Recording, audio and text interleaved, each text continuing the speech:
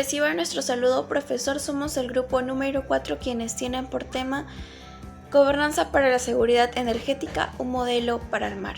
Primero, antes de empezar a hablar de este tema, es importante tener en cuenta que, como sabemos, la energía por muchos años ha sido considerada como un factor que está ligada tanto al desarrollo económico como a la seguridad nacional de los países. Es por esto que los gobiernos van a entender a la energía como un área de alta política.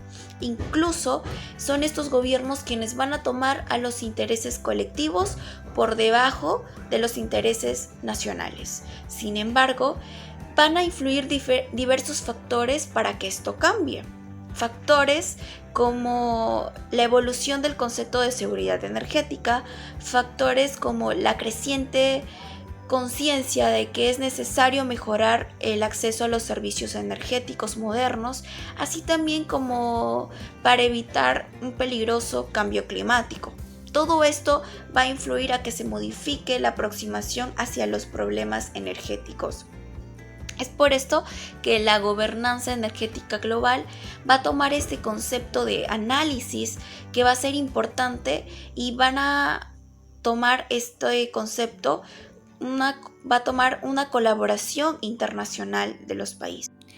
Y es así como es que entra a tallar nuestro tema de exposición, donde se va a resaltar que durante la década de los 80 y los 90, el sistema energético con base en el petróleo va a sufrir cambios drásticos y con ello va a estar relacionado con la distribución de poder dentro de estos cambios. Y es así que nos va a dar como consecuencia que los mecanismos para garantizar la seguridad energética se van a modificar y con ello van a surgir nuevas prácticas. Es aquí donde Estados Unidos va a cumplir un papel importante porque la reducción relativa de las reservas de Estados Unidos van a marcar su caída en la jerarquía petrolera. Y cambios también para garantizar la seguridad energética que van a dar Estados Unidos tanto como para este país y para sus aliados también. Esto va a implicar el surgimiento de nuevos actores productores que no se van a quedar solamente bajo el papel de actores productores, sino que también van a incidir en la seguridad energética global.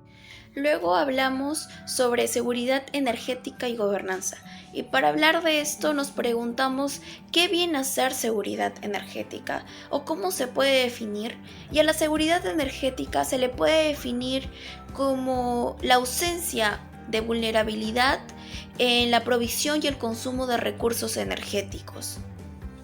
Es por esto que bajo esta definición, las políticas de los estados y la gobernanza global debe tener como objetivo garantizar la seguridad energética frente a la reducción de la vulnerabilidad que ya mencioné, garantizando así la estabilidad en las políticas de otros actores o tener como objetivo la coordinación entre diferentes gobiernos de los países para ordenar el acceso a los recursos energético. Dentro de los acontecimientos que destacan, tenemos que después de la Segunda Guerra Mundial, los combustibles fósiles, especialmente el petróleo, se llega a convertir en la principal fuente de energía mundial.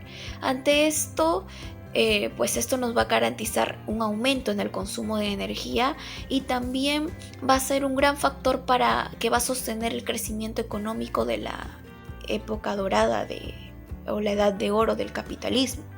Aquí es donde Estados Unidos va a cumplir o va a tomar un papel importante porque es el país que va a ser el centro de arreglo occidental de posguerra alrededor del petróleo.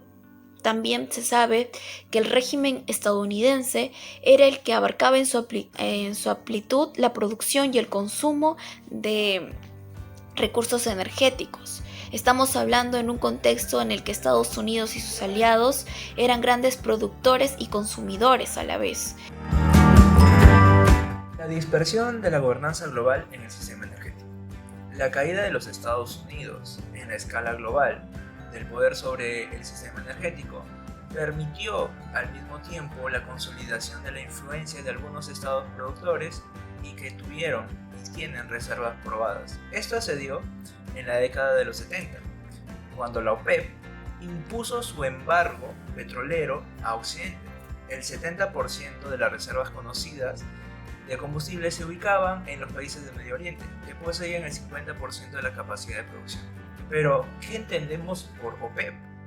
La OPEP en sí es la Organización de los Países Exportadores de Petróleo. Es una organización permanente e intergubernamental, creada en la Conferencia de Bagdad. Dicha conferencia se dio entre el 10 y el 14 de septiembre de 1960. Y tal conferencia se dio a cabo con países como Irán, Irak, Kuwait, Arabia Saudí y Venezuela.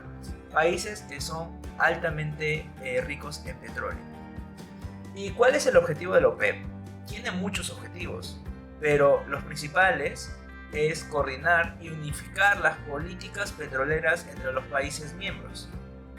¿Con qué finalidad? Con la finalidad de garantizar los precios justos y estables para los productores de petróleo.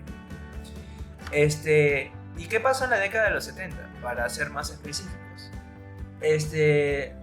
Como bien sabemos, la OPEP dio un embargo a Occidente y surgió un actor que podría tomar el rol de Estados Unidos y organizar con su poder la gobernanza para la seguridad energética.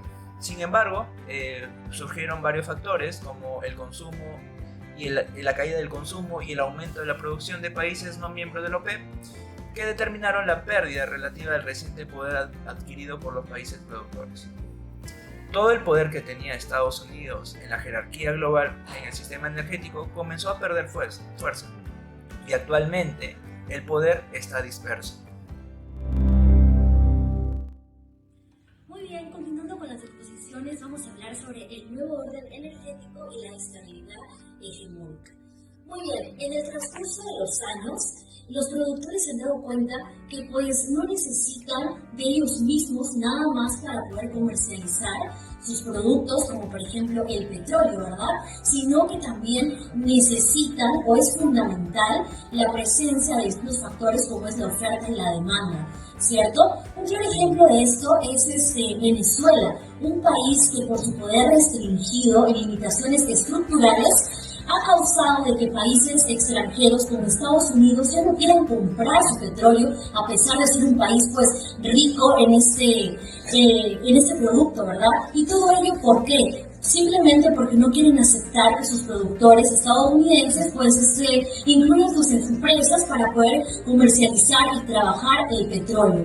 Todas estas circunstancias o bueno, esta guerra, por decirlo de alguna manera, entre países, esta línea, ha causado que otros países, tanto de Europa como de América, pues no quieran comercializar o no quieran comprar ni Estados Unidos ni Venezuela, ya que pues genera de alguna manera una controversia en ¿a quién le compro? A Estados Unidos, que por un lado está a favor de libre mercado, de poder también aceptar la comercialización de otros productores extranjeros en su propio mercado, o a Venezuela, pues que es un país, como sabemos, con un presidente que pues se cree autosuficiente y por tanto él mismo es dueño de sus propias materias primas. Pues entonces ellos dicen mejor vamos al Medio Oriente, a países de Asia Central, a pues comercializar, a comprar el petróleo, ¿cierto? Bien, con este ejemplo podemos darnos cuenta de la ausencia de unidad de la gobernanza de este sistema energético, a pesar de que países como Estados Unidos, Japón y la India pues buscan o han buscado e intentado varias veces que haya una cooperación entre países para poder comercializar o producir sus materias primas, pues países como Rusia y la China se han negado rotundamente a pues acceder o abrir sus fronteras para que productores extranjeros puedan trabajar su materia prima y pues puedan generar energía, ¿verdad? Gracias al petróleo que sabemos que tanto Rusia como Venezuela pues son muy ricos, ¿no?, en esa materia prima. Sin embargo, con el pasar del tiempo se busca que a pesar de la hegemonía que tiene un país sobre otro, pues se pueda comercializar de una manera más segura y pues protegiendo los recursos de cada país. A continuación voy a dar pase a mi compañero que va a hablar sobre distintos escenarios de esta problemática. Bueno, los diferentes escenarios de esta nueva problemática generada a través de la gobernanza y la gobernabilidad, las relaciones multilaterales de los países en relación al consumo de petróleo, es que ya tanto los productores como los consumidores dependen estrictamente de sus relaciones internacionales y sus tratados de paz y acuerdo, ya que los grandes productores como Estados Unidos y Arabia Saudita necesitan sí o sí de sus consumidores para abastecer sus pozos petroleros y para incentivar el consumo a nivel internacional. En su contraparte, las diferentes potencias que tratan de asimilarse a este mercado de productores de combustible como el petróleo buscan la forma como tener mejores condiciones con los otros países para una producción adecuada de petróleo sin dañar el medio ambiente que ahora es necesario. En este ejemplo podemos tomar como los diferentes pozos petroleros de Rusia y la adquisición de este nuevo comprador llamado China al mercado internacional. Bueno, y como segunda problemática de esta controversia surge en que ciertos países subdesarrollados no pueden acceder a grandes cantidades de estos pozos petroleros de los países productores. Es por eso que se trató de conciliar en OPEC con los diferentes países productores a primer nivel y segundo nivel para que estos países accedan a tasas solidarias con los países que no contienen este recurso petrolero para el recurso de su combustible y para la mecanización de toda su industria. Tras esto, tras la negatividad de ciertos países como lo son Estados Unidos y Arabia Saudita, se vio en la necesidad de ciertos países de recurrir a energías naturales, como es el caso quizás de China, ya que no podía acceder a la cantidad de petróleo necesaria para su ciudadanía y para sus industrias. Es por eso que se vio en la necesidad de recurrir a energías naturales, quizás como la oceánica, a través de ríos o a través de la eólica o geotérmica. Y los últimos avances de la energía china se fue a través de la energía nuclear, en la cual a través de la fusión de átomos produce una cantidad de energía considerable y sin daños a riesgos ambientales como quizás sí es el petróleo. Y también esto genera un mayor dinamismo en el control del intercambio comercial de tecnología y también generar que a raíz de nuevas tecnologías en el uso del combustible, los precios actuales del petróleo caigan. Y eso se vio reflejado hace más de un año cuando el barril de crudo llegó a estar hasta en valores negativos. Ahora pasando a las sugerencias para una agenda de investigación en torno a la gobernanza y la seguridad energética. Bien, respecto a esto, existen factores o variables que inciden en la seguridad energética, como los regímenes políticos y que podrían derivar en situaciones de inestabilidad social y económica, como las presiones sociales y políticas en el norte de África para la transición democrática de regímenes autoritarios iniciadas en el 2010. De hecho, en esta misma línea pueden ser observados otros factores de poder de relaciones internacionales alrededor del petróleo, ya que si bien para Robert Hussein y Joseph Nye, un constructo analítico de interdependencia compleja, en realidad como crítica del realismo político, ellos van un paso más allá, y es que al analizar cómo la política internacional se caracteriza porque, de acuerdo con la agenda de relaciones interestatales, consiste esto en múltiples problemas que no están ordenados en una jerarquía clara y consistente. Entonces, esta ausencia de jerarquía entre los problemas significa, entre otras cosas, que la seguridad militar no domina consistentemente la agenda. Muchos problemas surgen de lo que normalmente se considera política interior, y la distinción entre problemas internos y externos se diluye. Como es que se ha mencionado el rol de Estados Unidos en la provisión de seguridad militar y el soporte otorgado a regímenes de estados productores que podría reincidir en jerarquía de poder global en el tema y en las dinámicas de la gobernanza para la seguridad energética. Y también la fuerza, cuya variable es importante para la configuración de la seguridad energética militar. Para organizar este tema, pues es importante considerar esta variable, ¿no?